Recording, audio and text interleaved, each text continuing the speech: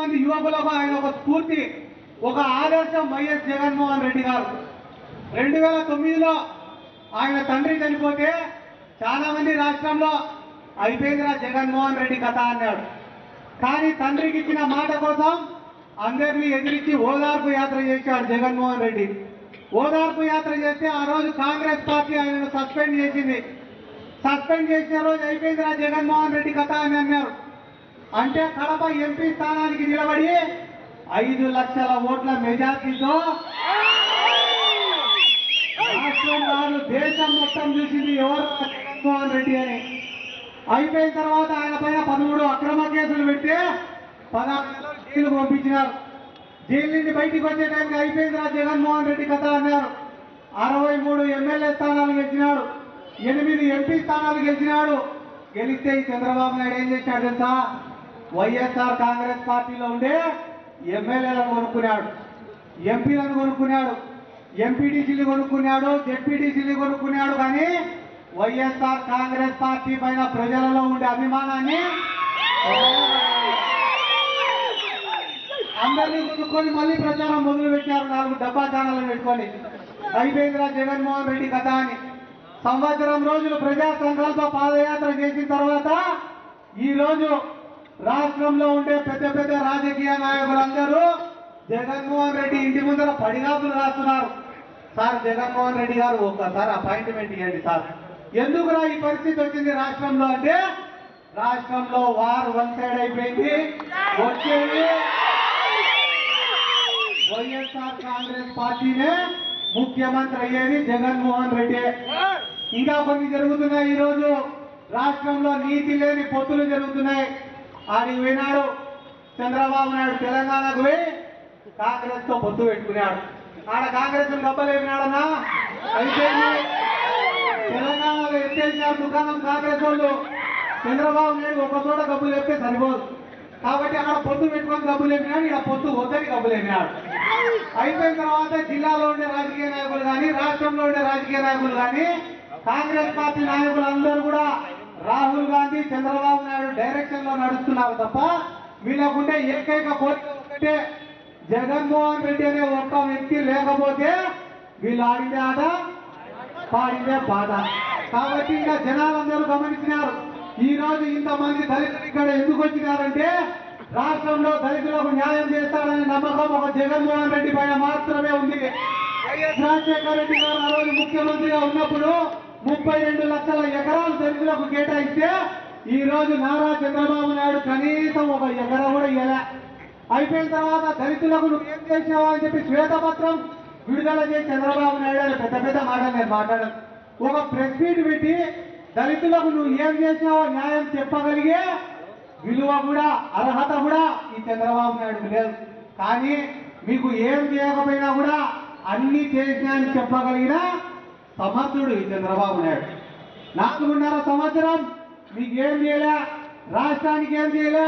రాష్ట్రంలో ఏ కులానికి కానీ, ఏ మతానికి కానీ, ఏ ప్రాంతానికి కానీ ఈ చంద్రబాబు నాయుడు ఏం చేయలే. ఇంకా ఎలక్షన్లకు ఒక నెల ఉంది నోటిఫికేషన్ కి. ఈ రోజు వచ్చినాడు 2,000 రూపాయలు పెన్షన్, డ్వాక్రా మహిళలకు 10,000 రూపాయలు. ఏం నమ్ముతారా? స్మార్ట్ ఫోన్ కావాలా నీకు? స్మార్ట్ ఫోన్ సిమ్ కూడా పెట్టుకునే మంది నీకు అవసరానికి. అయిపోయిన తర్వాత నిరుద్యోగ భృతి అంటాడు. ఇంకా 1000 రూపాయలు ఇచ్చినాడు. రాష్ట్రంలో 34 లక్షలకు పైన నిరుద్యోగులు ఉంటే 10 లక్షల మంది నిరుద్యోగులకు 2,000 కాదంట, 1000 రూపాయలే. ఏం పిచ్చం పారేస్తాడా? ఏం రోషం లేదా? ఏం చేస్తావు మళ్ళీ? జగన్మోహన్ రెడ్డిని ముఖ్యమంత్రిని చేసుకో. ఆ తర్వాత చంద్రబాబు నాయుడు ఉన్నాడు, నారా లోకేష్ ఉన్నారు, అందరూ సింగపూరే ఆల్రెడీ ఆడ పెట్టుకున్నారు. ఏమన్నంటే అమరావతి రాజధాని సింగపూర్ కాదు, మా ఊర్లో. ఈ రోజు ఎక్కడ చూసినా అవినీతి. ఈ అవినీతి పాలన పోయి మనకు మంచి రోజులు రావాలంటే జగన్మోహన్ రెడ్డి గారు ముఖ్యమంత్రి కావాలా? జగన్మోహన్ రెడ్డి గారి కోసం పోరాడడానికి నేను సిద్ధం. మీరు సిద్ధమా? జగన్మోహన్ రెడ్డి గారిని ముఖ్యమంత్రిని చేసుకోవడానికి నేను సిద్ధం. మీరు సిద్ధమా? రాజన్న రాజ్యాన్ని తిరిగి సాధించడానికి నేను సిద్ధం. మీరు సిద్ధమా? ఓపిక ఉన్నంత వరకు కాదు, ఊపిరున్నంత వరకు జగన్మోహన్ రెడ్డి వెంట నేను తెలియజేస్తుంటే ఈరోజు ఆప్యాయత అభిమానంతో మీరందరూ వచ్చినందుకు మీ అందరికీ ఉద్యమ నమస్కారాలు తెలియజేస్తున్నాను. వాస్తవానికి నేను ఈ ప్రజా సంఘంలో పనిచేసినప్పటి నుంచి అనేక మంది పార్టీలు చూశాను, కానీ కేవలం జగన్మోహన్ రెడ్డి గారి యొక్క పార్టీలో ఎందుకు చేస్తున్నానంటే, జగన్మోహన్ రెడ్డి గారి దగ్గర ఒక ఆశయం ఉంది. ఆ ఆశయం ఏంటంటే ఓపికతో ప్రజా సంకల్ప యాత్రను ముగించేది కాకుండా ప్రజలకు దగ్గరగా ఉంటూ వారి సమస్యలను అడుగుతూ అదొక్కటే నన్ను ఈ పార్టీలోకి రావడానికి ఒక కీలకమైన అంశం. ఈరోజు అనేక మంది నాయకులు ఉన్నారు. అట్లీస్ట్ ఒక పేదవాడు, ఒక నిరుద్యోగి, ఒక రైతు వస్తే కూడా దగ్గర తీసి మాట్లాడలేని వాళ్ళు ఉన్నారు. ఫోటోలకు మాత్రమే హాయ్ బాయ్ అని చెప్పేసి వెళ్ళిపోతారు. అది కాకుండా జగన్మోహన్ రెడ్డి గారు ఆ యాత్రలో అనేక మందితో టైం కేటాయించి వారితో మాట్లాడుతూ వస్తున్నారంటే కేవలం ప్రజల కోసం, మన కోసమే మన నాయకుడిగా ఉండాలనేది మన ఆలోచన. వాస్తవానికి నేను టీడీపీ పార్టీ నుంచి చాలా నష్టపోయాను. ఎందుకు చెప్తున్నా అంటే, నేను మొదట మైక్రో ఫైనాన్స్ కంపెనీ 4 పార్ట్నర్లు పెట్టాము. ఆంధ్రప్రదేశ్లోనే కాదు, ఇండియాలో ఉన్న అన్ని కంపెనీలు ఉన్నాయి. ఆంధ్రప్రదేశ్లో మాదొకటి.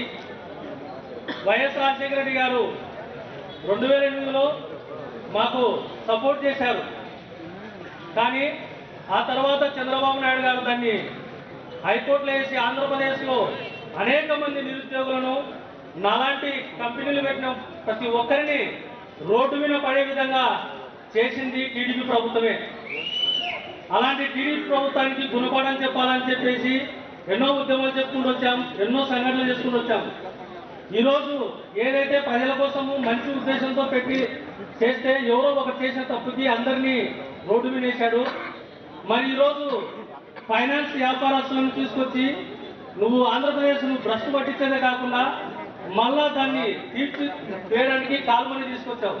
ఇవన్నీ కూడా తను చంద్రబాబు నాయుడు గారు యొక్క ముఖ్య ఉద్దేశం ఏంటంటే జనాలను అమ్మివేయనిగినే తప్ప జనాలకు సేవ చేసే వ్యక్తి కాదని చెప్పేసి నేను సభాముఖంగా తెలియజేస్తున్నాను. ఇంకొక విషయం చెప్తున్నాను. ఈరోజు సాదా బైలామా, చుక్కల భూములు, ఈ 2 జీవోలు తీసుకొచ్చాడు, ఒక డేట్ ఆఫ్ పెట్టాడు. మేము ఒకటే అడుగుతున్నాం, చట్టంలో ఒక యాక్ట్ ఉంది, భూ యాక్ట్ చట్టంలో ఎవరైతే సాగులో ఉంటారో వాళ్ళకి పట్టా పాస్బుక్లు ఇవ్వాలని చెప్పేసి.